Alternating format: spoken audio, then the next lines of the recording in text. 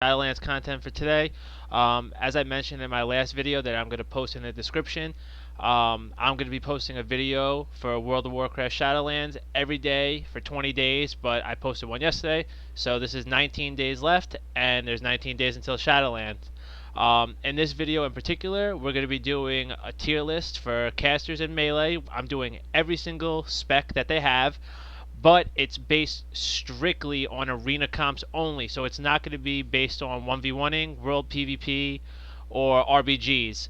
I'm going to make another video that is an RBG tier list and another video that includes just world PvP and one-on-oneing. So that being said, I just wanted to inform you that way if you're looking at the tier list and you feel like, oh, this class is better than that, this is just solely about arena comps and whether they work with a lot of different classes or not. But I also specify that for certain ones that they should be higher on the list if it included all PvP aspects. But this is just for arena only. That being said, if you guys have been enjoying my content, I would greatly appreciate any like and sub to my channel. And with that being said, let's get into it. Alrighty, so first up on the list we have the D tier, and we're going to be doing Melee first throughout the video. So first up we got Fury Warrior. So okay, so for Fury, other than being in a 1v1 scenario, it loses to arms in every single category that you can imagine. Fury only benefit is that it has a bit more survivability in terms of CC, sustain, utility. It gets completely outshined to arms. In terms of arena, the utility arms brings to the table, along with a healer, is an insane powerhouse right now. Fury, in terms of mobility, is low, as well as it has no substitute for Mortal Strike. This is a huge issue because Mortal Strike is what warriors are all about and what other melees really want as well. And as of right now, I highly suggest that you avoid Fury Warrior. And I'm not going to spend too much time on the D tier. I'd rather spend more time on the classes that are relevant because this is going to be a little bit of a longer video. So I just wanted to mention that as well. So next up, Enhancement Shaman, which shouldn't surprise anybody. I truly wish I wasn't placing Enhancement so low on the list. In early talks about Enhancement and seeing all the new changes along with Wind Fury, I truly had hope for this class. I thought it had a possibility of being good for once, since like burning it hasn't been relevant. Sadly, it's more of the same issues from BFA, but a few minor changes could see the spec actually rise a decent amount. The number one main issue with Enhancement is its survivability and durability. They just get absolutely manhandled, and they can't survive for long, even with their off heals and a good healer. Even with Earth Shield and Healing Stream Totem baseline that work wonders for Elemental, really just doesn't do the same for Enhancement, unfortunately. They do have pretty solid CC and actually strong burst on low cooldown, believe it or not, and it doesn't really require much setup base. It's pretty much instant damage. So if any changes to their durability and survivability happen, they definitely will climb the ranks a little bit. I don't know how high, but it definitely will make a significant impact on them. So now we're up to the casters.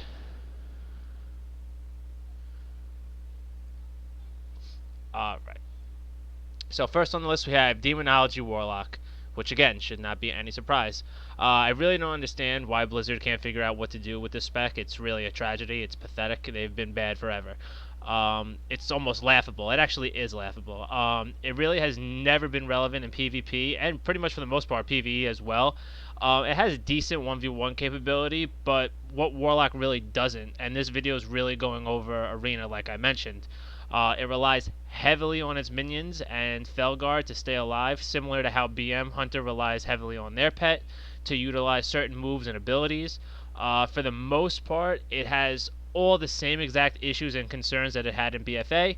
Good players and teams will focus down the minion and then destroy the sitting duck that they basically are. There are two other excellent Warlock specs, so I highly recommend sticking to the class and not the spec itself. Next up, BM Hunter, which they're basically like the same thing, just different classes. So BM Hunter truly is not made for PvP as of right now. Same as Demonology in terms that Hunter has two other good spec choices. Focus on the class, not the spec. As of now, Hunter pets get absolutely demolished by damage. Even AoE damage that's not intended for them just destroys them. And pets used to be able to ignore and or take that AoE damage minimally, but for some reason they changed it and they just get obliterated without even trying. Majority of players, just like the Demonology, they're going to take down the pet first, and with BM Hunter, there's a 4-second res pet cast, you are done for. It will be near impossible to get that off. One of the main reasons MM is shining right now, aside from high burst damage, is not relying on the pet at all. They don't have to worry about that happening. And I highly recommend avoiding BM right now. So we're done with the D tier. So we're going to do the same thing. We're going to start with the melee. And here we go. Unfortunately, Demon Hunter's up on the block. So, unfortunately, Demon Hunters have had the nerf hammer thrown at them a few too many times. It has seen hard nerfs than pretty much any other spec. I don't think any other spec has been hit as hard as them. From BFA, the reason they were so dominant was their mobility, their borrowed power, and that was including gushing wounds and leech life. Without those, Demon Hunter is basically a shell of itself right now.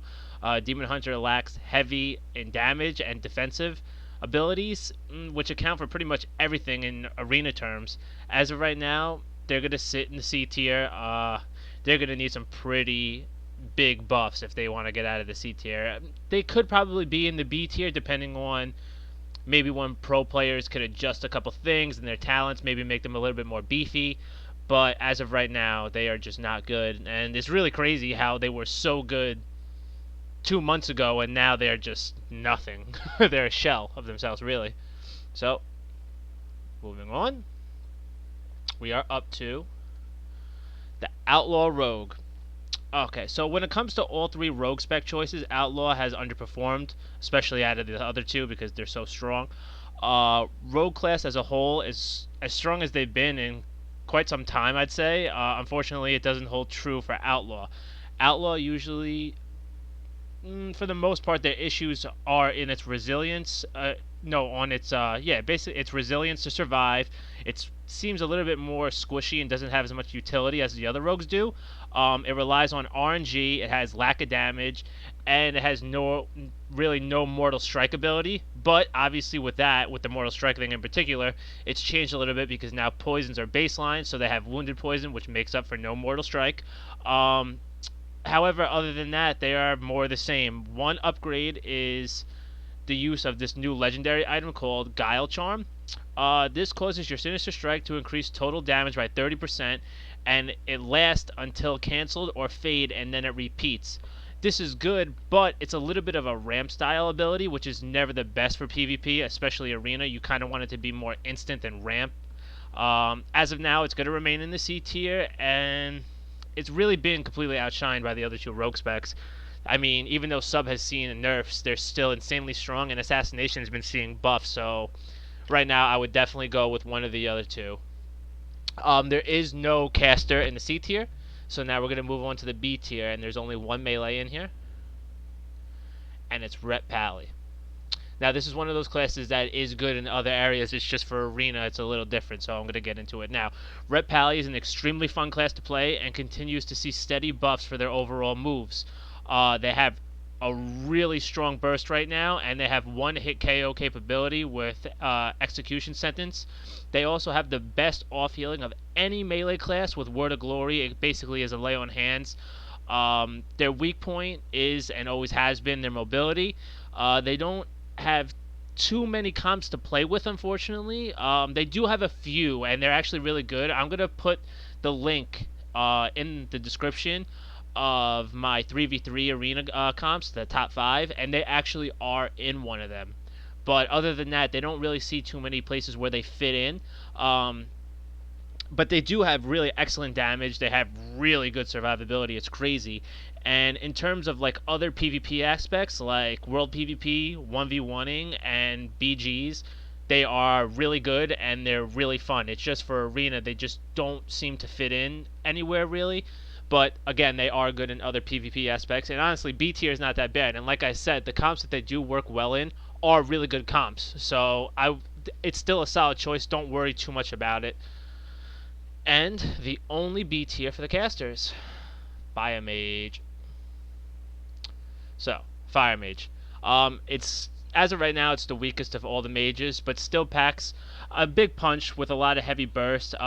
If placed around the right team and parts, it should be relevant in Shadowlands. Combustion has remained the same for the most part, which is where the majority of its damage and burst come from.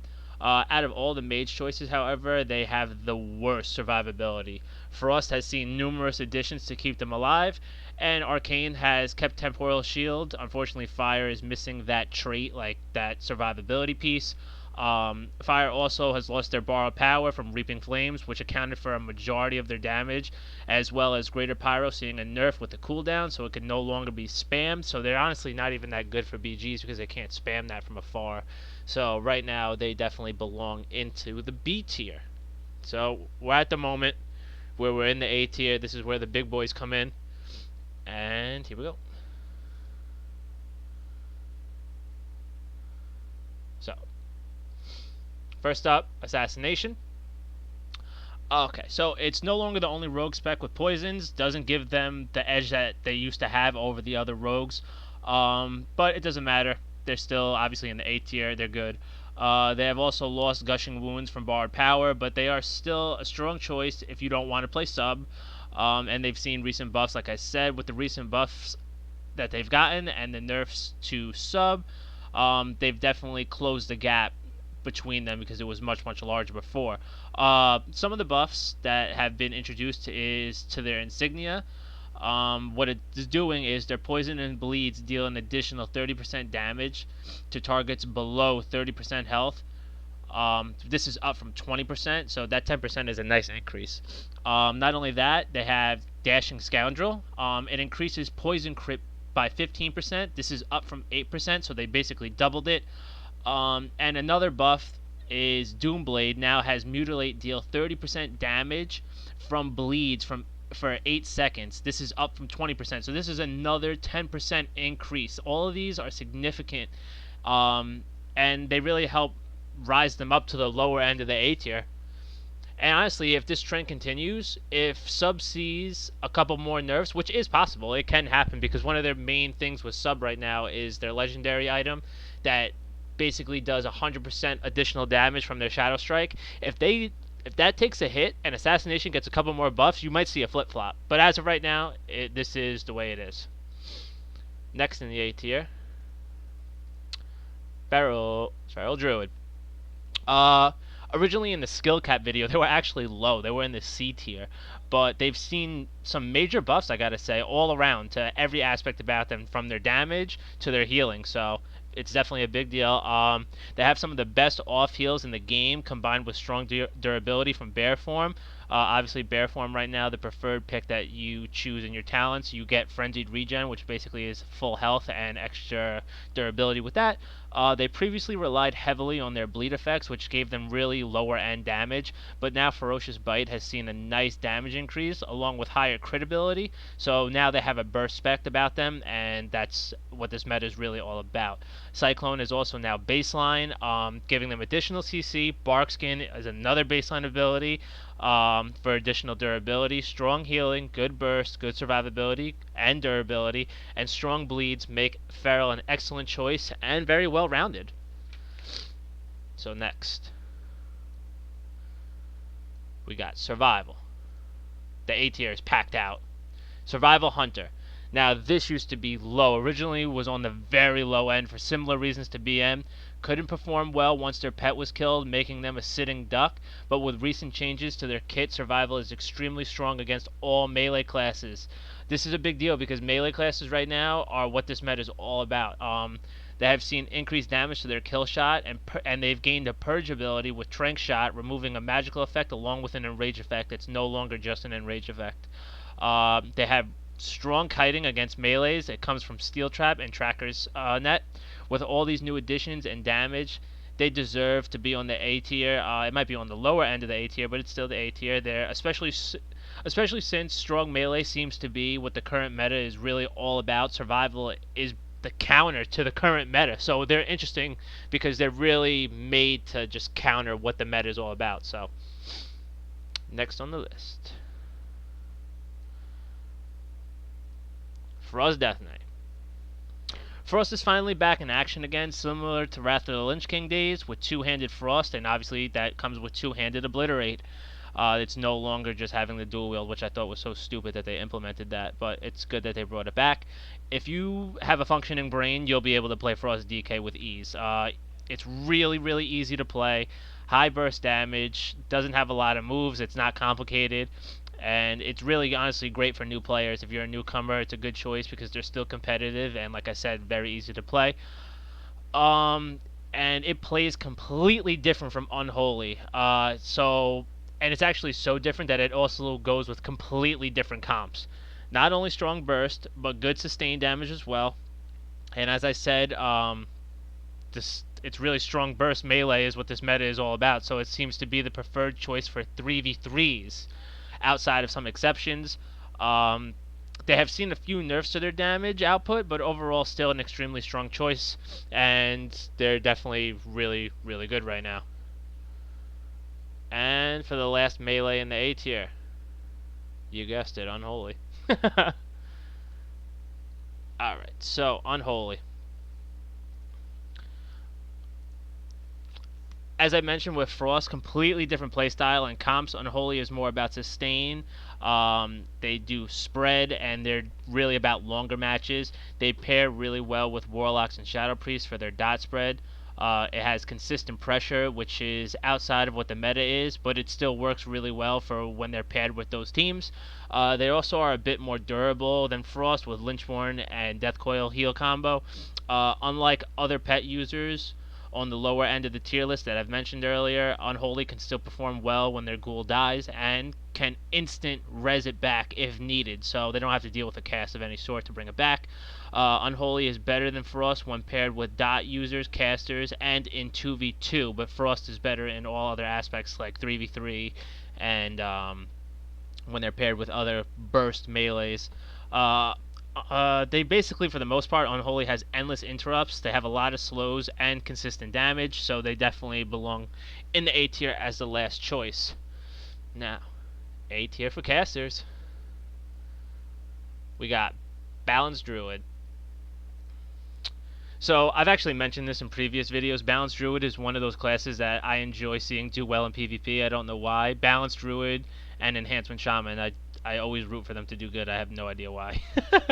But, and they've received big buffs since BFA. Contrary to belief, a majority of Balanced Druid's damage does not come from dot spread this time around. The majority actually comes from huge single target damage and crits from Star Surge, and insanely strong AoE damage from Starfall. One of the talents in Starfall right now, it's the bottom row for level 50, increases how fast the Starfall comes down by 300%, and it already hits hard to begin with, so that increased how much is happening is just a lot to deal with. It's a lot of pressure.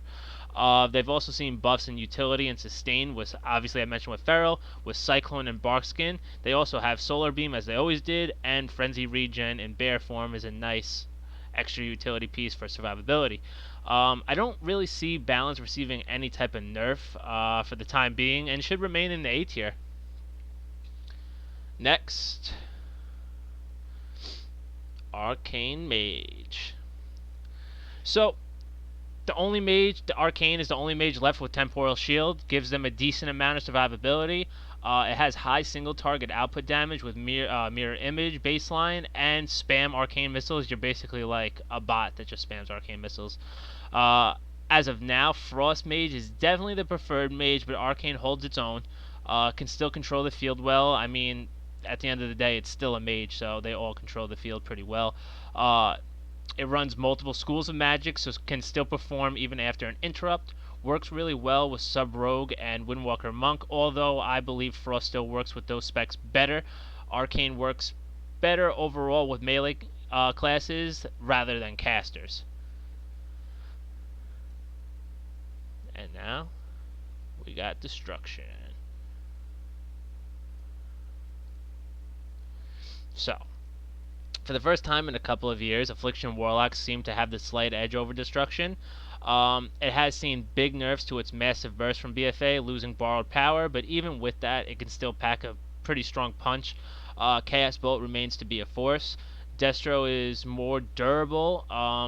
It's probably the most durable out of all the Warlocks, to be honest, and it has nice ramp AoE damage. I've seen different Rain of Fire builds, so it is interesting how they're working right now. As I said, even though Affliction is better, Destro is still competitive and has a completely different playstyle, relying on burst and AoE, where Affliction uses spread with dots and has more like control. That being said, they clearly work with different comps. Any nerfs that could be coming Affliction's way might see Destro back on top for the Warlocks. And was that it for the A tier? I think it is, actually. Yep. Good. So now we're finally at the point, guys. We're up to the S tier. It's time. First off, we're going to start with the melee. Windwalker Monk is how we're going to start it. Originally, along with Arms Warrior, they were definitely the best in the A tier, how Shadowlands started off. However, I actually mentioned in other videos, any nerf to Sub-Rogue would see these two classes rise up to the S tier. Well, here it finally is. They're in the S tier. Has some of the highest bursts in the game, comboed with excellent sustain damage as well. Has seen great new additions with Fortifying Brew, which is similar to the PvP trinket on steroids. It increases max health by 15%, reduces damage by 15%, and increases stagger effectiveness by 10%. Other adds that they've had is Reverse and Invoke Zune. Reverse increases healing done by Expel Harm by 100%, and Invoke summons the White Tiger for 24 seconds. Every 4 seconds, it deals 10% of the total damage you dealt to your primary target over the last 4 seconds. If you were doing big burst and big crits, this will add up real quick, that 10%. And the cooldown on it is only 2 minutes, and it stays out for 24 seconds. So this is definitely really, really crucial right now. Next up, Arms Warrior. So, Arms has seen more additions to their toolkit than any other class. They are insane when paired with a healer for 2v2 and work well with the majority of classes overall. They have the most utility of any melee by a wide margin. With moves like Intervene, Spell Reflection, Ignore Pain, Die by the Sword, and Rallying Cry, makes them a wall when paired with a healer. Intervene being the most important out of those that I've mentioned, charging at a friendly target and taking their damage, and they also take any move that's their way, which includes stuns and silences, for the next 6 seconds. So doing this at a well-timed thing, you're taking a stun or a silence off your healer, this is huge. Because that's a lot of times when they're about to do a CC chain, a burst is coming, so for you to interrupt that is a big, big deal. This is a great help for your healer. Obviously, they also have a Mortal Strike and a Disarm, which is a great counter in this meta. Not even to mention their strong damage output to end it off. And finally, the best melee. Sub-Rogue. What can I say about Sub-Rogue, man? Even with recent nerfs, they are still the strongest melee class. Not only do they have the best CC in the game, and can keep an enemy stun locked for days with Sap, Blind, Kidney Shot, Kick, and more, they also have excellent reset and burst and mobilities. To start, we'll talk about the mobility. They obviously have Shadow Step, so even when people are going all over the place, they can just step right to them, sprint, and on top of that, they have Poison's baseline, so Crippling Poison will keep them attached to an enemy, and they have their Mortal Strike ability now with Wounded Poison, as I mentioned with Assassination. For their burst, Shadow Strike is one of the strongest abilities in the game, and with their legendary item doing 100% of its damage again, that also includes when it's critting, so it's just doing insane amounts of damage right now. That's really where the majority of the damage is coming from, so any nerf to that will be detrimental to them. In terms of unique interrupts, Shadow Duel is what it's all about. First off, it can't be trinketed out of, and it places the target in a one-on-one situation with the rogue that no one can see in. This is excluding hunters that have Hunter's Mark on the target. This can finish off a low health target looking to run and heal, or it can stop a huge incoming setup burst. All this together makes sub definitely top on the melee list. And now we're up to the S tier for casters. Rest in peace. So first up, we got Elemental Shaman. It's one of the best burst casters in the game, along with excellent durability and off heals. Elemental's off heals are so good that they're basically a healer with insane burst. That's how good it is. With Earth Shield, Healing Surge, and Healing Stream Totem all baseline, they bring excellent utility to the team. In terms of CC, it's pretty strong. It's not the best, but it's definitely noteworthy. With Hex, Lightning Lasso being a new addition, and strong totems with Grounding and Tremor Totem. Now for their damage. Originally, Shaman was do or die from their lava burst. Everything relied, all the different talents and stuff like that really just added to the lava burst, and their crits. It basically was one hit KOing people, so that's what it really came down to. But with recent changes, they're really more than just that at this point. Flame Shock has seen buff damage on initial hit, along with increased duration and damage from dot ticks. They have big crits from Earthquake and Earthshock as well. It makes them my first choice on the S tier for casters. So, number 2. I couldn't fit it, so it just says MM, but that stands for Marksman Hunter. I've went over Marksman a lot in recent videos, but I'll go over it again for newcomers. It has insane burst damage and destroys most casters. As I mentioned earlier, survival is actually better against the melee, but when in terms of fighting casters, survival cannot keep up like Marksman can. Has the furthest range of its abilities of any caster in the game by a really large margin. If you pick the certain talents, it's like 50 yards. It's insane how far away you could hit. And that's a big deal because they can 2-hit KO from a camo start with double aim shot, with true shot, to buff up your aim shot, and then obviously you have kill shot as well. Not only that, they have their new line of sight ability to shoot through walls with their insane range on top of that. It's just they're really a force right now. A lot of burst. Everyone keeps talking about them getting a nerf, but honestly, if it hasn't happened at this point, I think they're gonna let it rock. I think they're finally gonna let Marksman be what it should be, and I'm happy about that. They haven't been good in a while. Also, they have good CC combo with their teammates. It just their traps work wonderfully. You could stun into a trap, and it's really easily done.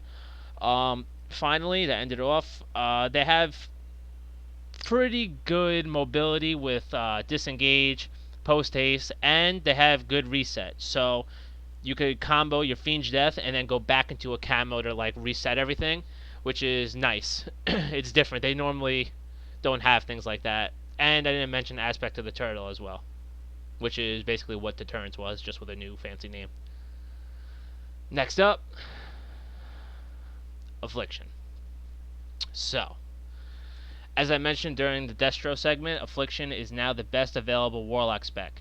It utilizes efficient dot spread coupled with strong burst. It works well with really strong burst melee and other dot users for consistent pressure. That consistent pressure when you're teamed up with other dot users makes it really hard for healers to heal everybody because it eventually just ticks everybody down, and it's really hard on healers to keep up with that after a while. When other burst teams blow all their cooldowns, if you're going up against a dot team, they're probably going to prevail in that match if you're not careful. Their new additions, which makes them more than just a dot spreader, is Rapid Contagion. This gives them competitive burst by making all periodic effects occur 30% more often for 15 seconds. And this ability only has a 30-second cooldown. Because its duration is half of the cooldown, this ability is just insane. Finally, their massive buff to Unstable Affliction, and it's not even to the damage, but it's to the Dispel ability. It now deals 23% of the spell damage and 2,000 damage to Dispeller and silences them for 4 seconds. This severely punishes healers constantly dispelling their dots. It really, with that stun and the damage, it's really a big deal. It's excellent. And I like what they did with them. It's about time that they showed them some love and put them ahead of Destro because it's been years. And we are down to the final 2. We got Frost Mage. So we're finally at the best mage spec. Controls the field better than all other classes in the game. With Frost Nova, different slows with their Frostbolt and other abilities that just slow down. Obviously, they have Ring of Frost. They have Polymorph. I would say they're water elemental, but right now the preferred thing to do in your first row of talents is actually to make it that you don't have your water elemental anymore and increase your damage from Frostbolt and Ice Lance. A lot of the talents that you pick is just really all about beefing up your Ice Lance, like another one. Increases your damage from Ice Lance by 3%, and it stacks up to 5%, so that's like an additional 15%. Um, it's just they're an absolute melee killer with all those slows that I just mentioned. It has nice durability and survivability for a mage. You definitely wouldn't expect it to have as much durability as it has. Um, Shimmer, which is basically blink, gives you a small heal after you use it. They also have Ice Barrier, and they have 2 ice blocks that now, with one of their legendary abilities, heals you when you're in it. So you're getting 2 of those. It's really, really much stronger than you would think. And you have 2 of them because of Cold Snap, by the way. Really strong burst with instant damage from Ice Lance, and obviously Fingers of Frost for non-frozen targets. You're getting to use Ice Lance as if they were frozen anyway. Ice Lance is one of the hardest hitting abilities to begin with, and it even recently got buffed further, which I couldn't even believe. Like when I was reading it, I just couldn't believe how much damage they increased it by when it was already one of the hardest hitting moves to begin with. Frost Mage right now is definitely a top 3 caster in the game. And on top of all that, it's probably a top 3 one-on-oneer. Like I said, this is about Arena, but I am going to be making another video for World PvP and one-on-ones and another video for RBGs, so I just figured I'd throw that in quick because they are really that good. Alright guys, we are up to the last one. Can you believe it? I couldn't fit it, so I just put Shadow P, but obviously the P stands for Priest. So, it has the top durability and survivability of all casters by far. Strong dot pressure and easy to apply with damnation, which puts all your dots on one target immediately. Excellent utility and off heals with Shadow Mend and Power Word Shield, obviously. Also has an impenetrable ability to hold it down on incoming burst if they're the target. That'll really just completely destroy the team. They'll be so upset if they chose the Shadow Priest. And it isn't just about their dots for damage. They have strong burst as well. Even though they've seen a little bit of nerf to their damage, it doesn't even matter because it's really about their off heals. They're a wall. They can work well with any healer because they can make up for the healers that don't have strong throughput healing on big burst. They basically just help them out with a well-placed shield, a well-timed Shadow Mend. That's why they work really, really well with Resto Druids. Actually, the best thing for Resto Druids to work with is Shadow Priest, and that's actually why. Their rebuild from BFA basically stopped ramping up dots, and now all the dots are instant apply, which is what it used to be a couple of years ago, with excellent damage and heals from Devouring Plague. This is why they are so much better than they were in BFA. It's coupled with great CC from Fear, Silence, Psychic Horror, and potentially, depending on what you pick, Mind Bomb or Thought Steal. It's just a lot of CC for one character to have, especially for a caster, and most of the time casters don't carry that much CC on them like that. And they are just perfectly well-rounded and really can do it all for the most part, I'd say. And that's why I have them as my #1 choice on the S tier. Alright guys, that's it for today's video. After today, we got 18 more days, which means 18 more videos. You'll obviously see the video tomorrow, what I have in mind. Again, if you've been enjoying my content that I'm putting out there, which I hope you guys are, if you could like and sub to my channel, I'd greatly appreciate it. And as always, thank you guys for tuning in.